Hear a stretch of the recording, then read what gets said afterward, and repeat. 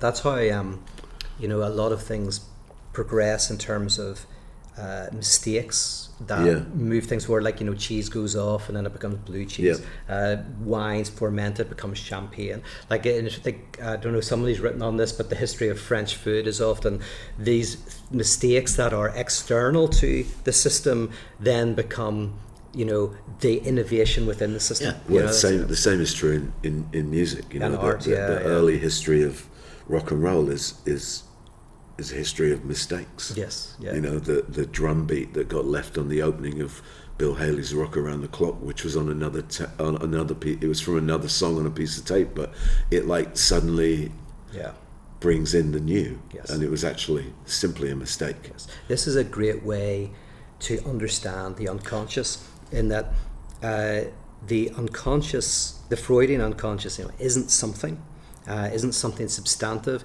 It's almost like a chaotic disruption that creates something new. So you can never name the mistake. Like, you can name what arises out of the mistake. But in art movements and in music movements and in food and all of this thing, something disrupts, and that disruption creates something new. And the disruption itself doesn't exist. It insists. It's a failure that is productive. And again, that I think is a great way to understand the Freudian unconscious. And in terms of radical theology, this is, in a sense, we talk about there is an eternal dimension of nothing, or of crisis, or of chaos, or antagonism that is in the heart of everything. And Death of God theology is, in a sense, the naming of that asymmetry, that antagonism, as the absolute. Because it's almost like the generative power. It is and that's why I'm playing around with the term how nothing comes out of something, because in philosophy traditionally there's the question, how does something come out of nothing? But in a more fundamental level for us, the question is, how does nothing arise out of something? How does, in terms of you'd imagine all of existence being a thing, right? So how does it change? How does something that is just pure thingness, pure something, how does it change?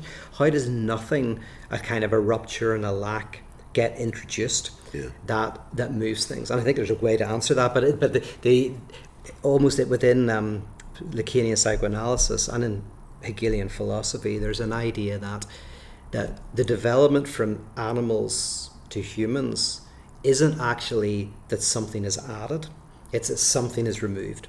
That communication is what animals have, like a certain sound needs to mate or danger or whatever. So there's a one-to-one communication, but language arises when there's miscommunication, when something drops out and a signifier is created that can be misinterpreted. So weirdly, language is not so much a communication plus something, it's communication minus something.